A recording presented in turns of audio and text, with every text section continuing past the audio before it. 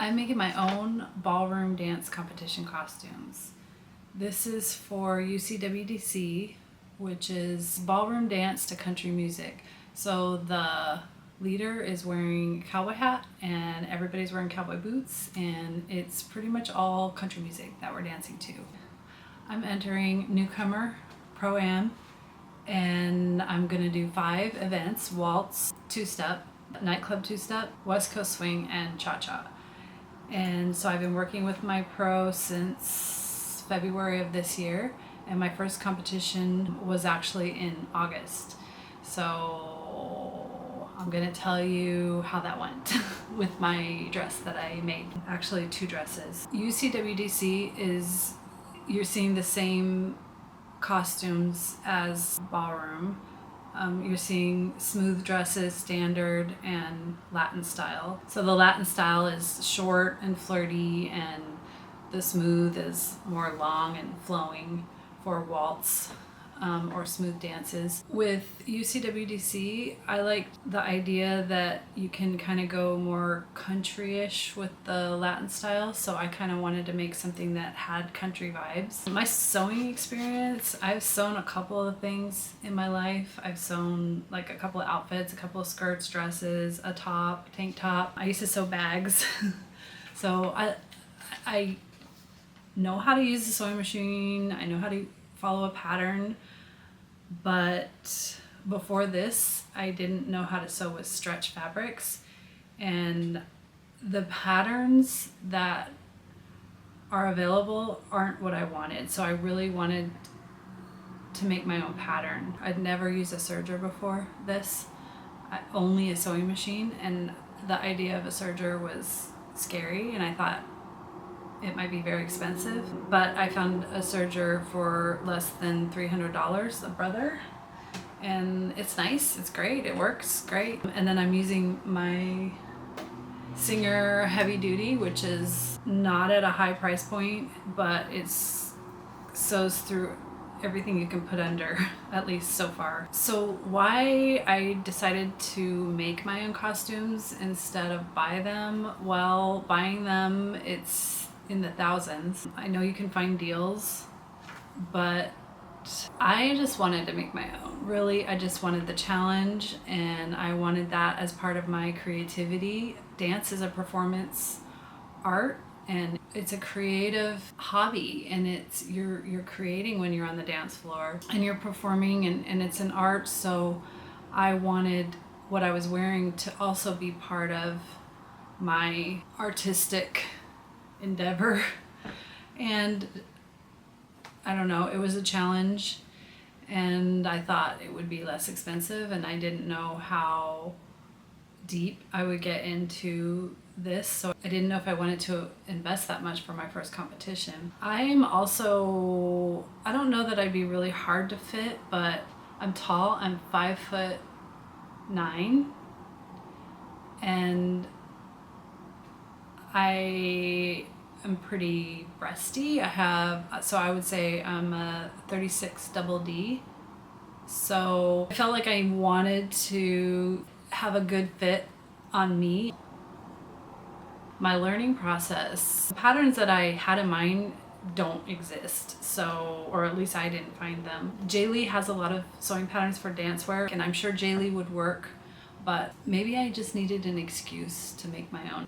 Sometimes I just do things because I want to, and I think this might have been it. So I started with YouTube. Who needs college when you have YouTube? It's so much information, it's free, and I started learning how to sew with stretch fabrics, and I started learning how to make your own patterns. From YouTube, I was pointed to Teresa Sigmund's class. She has a class called Sew Like a Pro. It's actually considered a sewing school, and it's quite an investment. You think of it like getting a college degree in ballroom dresses. I took an introductory class. It was a summer sale, and it had the basics. So the basics were how to make a leotard from a pre-existing pattern, how to fit the leotard, which was really important. I think that's the basis of a ballroom costume, or any dance costume, is a leotard that fits perfect. So I got that knowledge from that class, how to do sleeves, how to do a skirt, what else? How to fit the skirts, how to fit the sleeves, how they should fit, and then adding support, bra support, and how to, different ways to do that and how to fit. This is important for me and my big girls. As my dance friend says, everybody needs to stay in their assigned seats, and it's really important that we get the girls staying in their assigned seats. So we got that. But that class doesn't really go into pattern making, and so back to YouTube. So I first started with making the patterns with craft paper, rolling it out, marking it, using the measurements. First I learned how to take my own measurements. That's very important. Taking them accurately, and I learned that from YouTube, of course. And with my measurements, I was able to use the pattern making book, and that is like a college textbook. It's a great book. Once I first tried to make some pattern blocks with the paper method, I went over to the Adobe Illustrator method, and I have some experience with Adobe Illustrator with graphic design, so I am comfortable with that. But there is a YouTube course on using Adobe Illustrator for pattern making, and I'll link that. And that's kind of what I'm settling on, I think, because I can make so many versions. The downside is every time I change something, I have to print out a new pattern, cut it, tape it together, sew it. I haven't done the projector yet because that is a whole learning experience in itself, and I'm not there yet. Maybe someday, but not right now. So my current dress, the first dress that I made was a Latin style. I tried a couple things, but I settled on black. So the idea was like a black kind of country feeling dress, like little black dress and diamonds. So I wanted it to be like a maybe a circle skirt that flared out when you turn, but I ended up wanting to do more of a fit and flare, so that's what I did. For the Leo, I wanted to show a lot of cleavage, and so I just kind of made it like a square opening in front. For the stones, I wanted AB crystal. So after a lot of research, I settled on using a store on AliExpress called Ryanruo, Ryanruo. Their stones are very pretty, very sparkly. I know they're not Austrian crystals, but the price is right and they're sparkly enough for me. Okay, time for the leotard.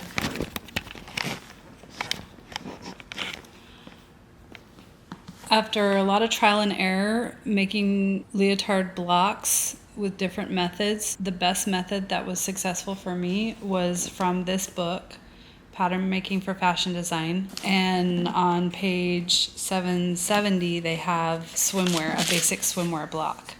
That it's a foundation for a one-piece swimsuit. So that is, I used that for my leotard foundation block, and I used my own measurements and drew up the pattern block in Adobe Illustrator. I used test fabric that I got at my local fabric store, SAS Fabrics. They have a box of spandex and they charge by the pound.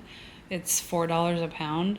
So I used that as my test fabric and drew this pattern out in Illustrator, printed it, tested it, fit it, tested it, and I ended up doing it 9 times before I got a fit that I liked. So then for this particular leotard, I wanted it to be low in the front and low in the back, and I'm using fabric from Fabric Wholesale Direct. It's the matte Milliskin tricot in black. I do like the weight of it. It's a nice dance weight. It's not as thick as the Blue Moon fabric store in Los Angeles, but it's really good still. I like it. So after I made the leotard and I tried it on, I noticed that the back was showing bat wings. I don't like these fat rolls. I don't want them to show. So I was trying to figure out how to cover them up. I could have covered them with mesh. I've seen people use mesh either to cover up their whole back or part of their back, and then just illusion mesh the color of your skin. But I decided to make these panels, these gathered panels, and make them a cross shape. So then that way I can show some back, but not the part that I don't like. The original idea was to have a very low cut with nude straps holding it together, but I ended up going with illusion mesh, and the nude mesh I use from Blue Moon Fabrics, I got just the closest color to my skin color. The difficulty with this design in front is trying to make it straight, trying to make a straight rectangle with stretch fabric on a body that isn't flat. I knew I wouldn't be able to make it completely straight and rectangular, so I just did the best I could, and then I knew whatever I couldn't do 100%, I would just cover it up with stones and make the stones straight, hopefully. For illusion mesh, I just measured the amount that I needed plus some seam allowance, or a lot of seam allowance, and sewed that in. To finish the top of the privacy panel, I wanted a rolled hem. I watched a YouTube video showing the rolled hem by hand. It's a nice process. I really like sewing by hand. I feel like when I sew by hand, it's just a meditative process. It just makes me happy sewing something by hand. I love the idea of it. It's what is used in couture a lot, and it feels like I'm making something special, and I don't know, I just like the idea that you can make something beautiful without electricity if you had to. And it's relaxing. I would love to make something completely by hand, maybe someday, but for now, just this piece. It's very pretty, and from far away it's invisible. For the bra, I used an Amazon bra that fit me pretty good. Cut it up, just cut the cups out of it. I like the strap colors on this bra. It's nude, so I can keep it and use it. I started by sewing it with the machine, but later I ended up having to take it off and re-sew it, so I did it by hand because it's easier to get the angle right, so it's actually fitting the way I want it. For the skirt, I wanted it to be fit and flare. So I created a 6-panel pattern. This is a pretty basic pattern. I measured the biggest point of my waist and then divided that by 6, added the seam allowance, and then flared out the bottom. And then just sew the panels together, and it's a nice fit and flare. To hem, I did use the dress form, but the dress form doesn't have as much booty, so I had to estimate a little bit and keep it a little bit longer in the back, so it would be straight all around when I put it on. The stoning, of course, is the fun part, but I'm just now learning all about this process. This is quite a learning curve. E6000 glue, I believe in the United States, is the standard. I don't think you can get this glue in Europe, in the UK, because I think it's poison probably, but I used it, and what I like about E6000 is if I put a little bit of glue on the fabric and I put a stone on top of that glue, that stone is never going anywhere. But I had to learn this process. I filled up a small medicine dropper with the glue, and then the best way that I came up with is to come in at an angle, squeeze a little bit of glue, and then angle it back up and just kind of scrape it out of there, being careful not to leave a scrape mark. The hardest part with this glue is not to leave trails. It was a lot of practice, and I don't think I've got it down completely yet. I'm still working with it. The other glue I found later was the B7000, and it is a lot easier to work with, but I don't think it sticks as well as the E6000. So I'm still kind of going back and forth between those two types of glue and deciding what will be the best. This ended up being very messy.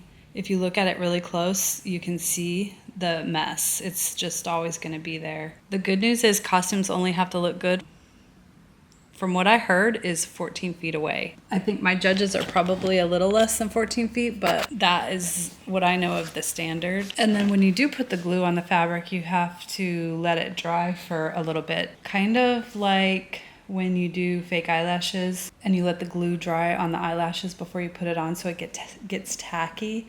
That is the best way to do it with this glue. I do a lot of dots before stoning, and that way it gives it time to dry. I use the mounting putty and just roll it up into a ball and stick it on the stick. And that's the applicator. My original stoning idea was to do blue swirls, different colors of blue. And then I wanted to put the different colors of blue into little swirls and scrolls and then put the AB clear rhinestones, mixing it in with that. In my head it was pretty. It starts to look okay with the AB crystals freehand. But then when I added the blue, I didn't like it. Now I got to figure out how to remove stones and this lovely E6000 glue. I tried lighter fluid and that did nothing. It just made my dress probably flammable. The next thing I tried was 100% acetone nail polish remover and a paper towel or a Q-tip, and that does work. If I saturate the area with the acetone and pick it off or rub it off, it comes off, but it leaves residue, and I was not able to get rid of that residue. I actually put this dress in the washing machine. At this point, I was having mental breakdowns. I was frustrated with the process. I was close to possibly buying something because I didn't know if I could do this.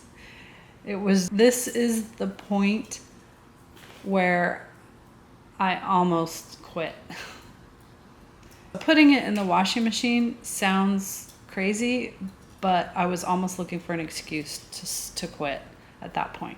But I put it in the washing machine and washed it at a delicate setting, and it came out fine. No stones fell off. So my next strategy is to cover up the stones with the new design. So I've got a lot of the jet black stones and the AB, crystal AB. So I'm just scattering crystal AB all over the dress and adding some larger stones. This style is growing on me. It's very sparkly. I didn't know how these stones would look on the dance floor, and I didn't know if it would be too much. So this is where I started asking my dance friends who've competed before, and the answer is you can't have too much. So I think we're okay. It's actually going faster. Stoning the costume actually goes a lot faster than I thought. When I first looked at all of these rhinestones on costumes, I was like, how do these people have time to do this? But it's not bad. It actually goes pretty fast. And it's another nice, meditative, monotonous process, relaxing, something that you can do watching TV. Okay, first attempt, trying on the dress. I like how it moves, but it's too short. It looks like an ice skater dress. So now I need to add some length. I turned this into a Frankenstein skirt and added a piece of fabric. Now we're getting to the point where if you look close up at this costume, you can see residue all over the place and you can see patches of fabric adding to the length of the skirt. But we only have to look good from 14 feet away. So I was relying on that rule. What I love about attaching the skirt to the leotard is because I can always take it off and put a different skirt on later. So this leotard will last me a long time because I can change it anytime I want with a different skirt. So this was very much a passion project. I had very insecure feelings when I was making these dresses, because I started to feel like, okay, I didn't know what I was doing. I didn't really know how to do this. I'm learning on YouTube, but I'm kind of learning by myself. I don't have anybody to bounce things off of. At some point I did bounce my ideas and my almost finished products off one of my other dance friends who's also competing, who's competed before, and she was a big help. But there was a point where I started questioning my own judgment. I started questioning my own taste. And I just started questioning if I could do this. It was taking so long that I think my coach was also a little worried that I would have this done in time, have anything done in time. Not only am I putting my dance on the floor to be judged, I'm putting my homemade dress on the floor to be judged by judges and also some possibly serious ballroom dancers. I was so scared that it would look homemade. One of my biggest fear is that someone come up to me and say, "Oh, that is a nice costume. Did you make it?" And I just really didn't want that to happen. I felt very lonely, even though I have my significant other supporting me and I have friends that are great support that I can talk to. I just felt like nobody does this, at least nobody that I know, and what am I doing in my sewing room with my machine and my serger and my fabric, and oh my god. But I did finish something. I finished two things. One Latin, one smooth. I got it done. And up until the night before, I was crying at one point because I'm like, what? I don't know if I can wear this in public. I don't know if I should wear this in public. I made a last minute adjustment to the second one. It was scary. I didn't know if I trusted my own judgment enough to wear it to a ballroom with people who spend thousands on their costumes. But I did it, and really to my surprise, everybody that said anything said things that I really wanted to hear. Like, it looks professional. Like the people that I know that I made it said that it looked professional. They liked it, they loved it, they were happy. My coach was happy. So that was great. The other ladies that I dance with that have the same coach were very supportive and, just supportive of me too, being the first time. This is my first competition, so they've been so supportive, and I'm very lucky to have these people around me. So with this channel, I want to find a community of people who are doing what I do. If anybody who is watching this is experienced at making costumes, I would love to hear from you and any comments you have on anything. If you are a beginner sewer or a beginner at competitive ballroom or UCWDC, I hope that you can get some entertainment from my experience, maybe learning with me, maybe going along for the journey with me. And I would love it if you would subscribe so you can see the next dress. So I really appreciate you watching, and thank you.